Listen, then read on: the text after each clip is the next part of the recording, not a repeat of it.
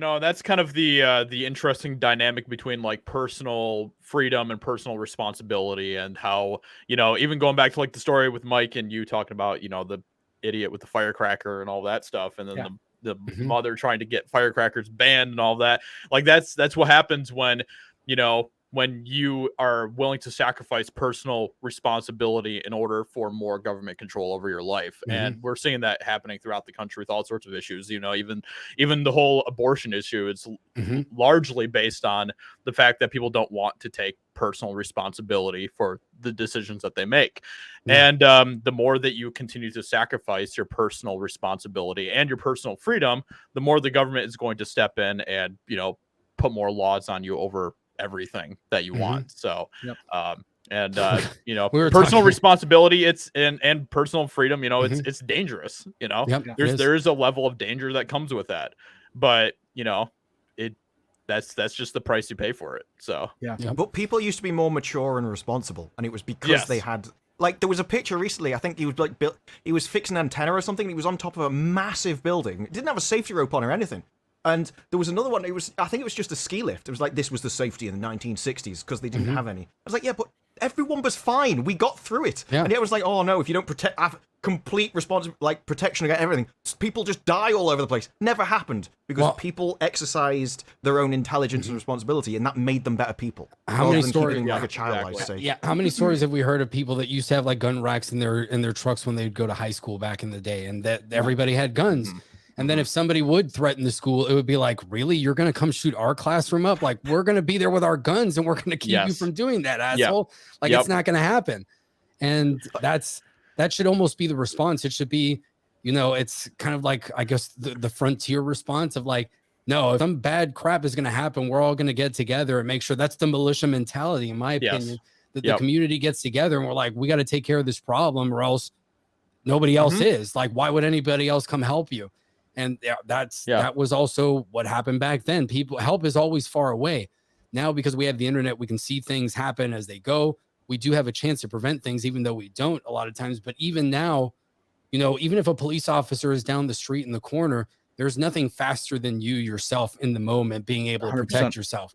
Because even if the cops want to be there and if they weren't cowards, it's like, well, we got to drive there, man. It's going to be like 2 minutes. Like, we want to help you out, but we can't do anything about physical distance. 2 minutes. I think the average is like 5 or 6. I know it is. It usually is. And then, the more rural communities you're in, even a city could be tough because, maybe physically they're like a block away, but you're in a high-rise building and somebody broke into your apartment or is threatening you. And they're not going to get there in time. Yeah, they're not. So you need to be able to help yourself.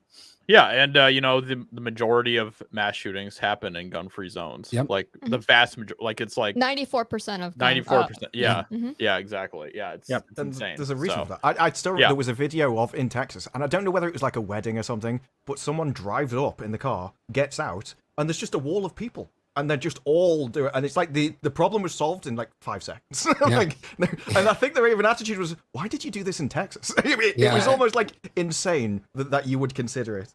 So, and the fact is, like, with people that actually, when you own guns, and the actual push in the conversation should be like responsible gun ownership, which is always important. You should know about trigger safety and the gun laws and all that stuff. When you actually do that, most people will then be responsible with their guns. The problem with like even gang violence and stuff like that, a lot of these guys are just going out and buying guns for the sake of buying guns because that's what they're supposed to do.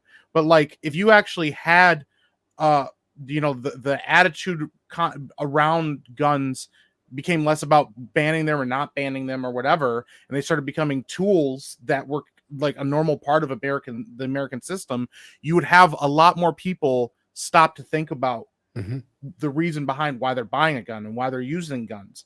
But because they've become, they've become so touchy of a subject, you have people that will buy them in response to things, or you'll have people get them in response to things, and it's like the people that are gathering guns or like buying a plethora of guns like that, you either have somebody that's responsible and gonna use it for the right thing, or you have people that are using it for the wrong things. But the reality is, the more people that are using it for the right things, the better, the more safety it is for everybody. You said, Joe, like that one time you're like, there's a guy right down the street and I wasn't strapped, and it's like that sheepdog speech that the general gave about like, you know, the one time you find out that you didn't. But the thing is, if you know that 5 other people in that park probably are armed, you know, you can say like, okay, maybe I didn't today, or maybe I can't get to my car in time, or whatever the reason is. But, you know, in a world where it's a normal thing, people are less scared of it.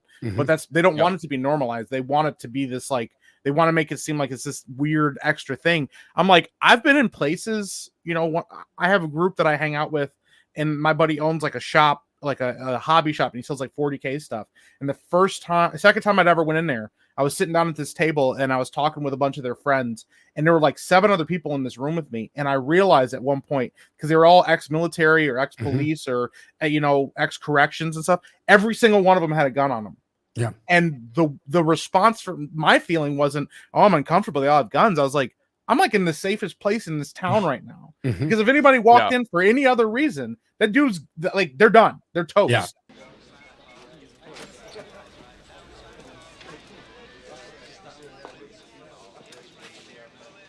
What can I do for you, pal?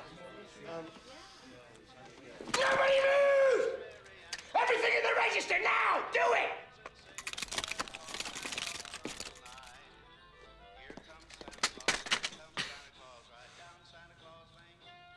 What's it like being a rocket scientist?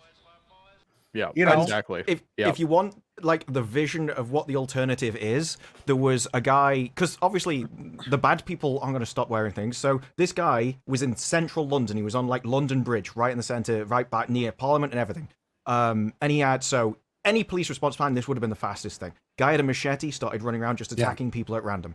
And like there was no police in sight. So the reason why he was stopped, one guy had to grab a fire extinguisher off the wall, and another guy grabbed a tusk? it was a big fish. Yeah, that would the and it was narwhal like tusk, a tusk or a fish, and there was like he's poking him at a distance when the other guy's trying to hit him with the fire extinguisher, and they take the guy down. But it is the case of people are willing to defend like their city, but if you take all of their tools away, you end up with like stupid situations like that. They're grabbing random pieces of equipment off a wall, and then it makes everyone more at risk.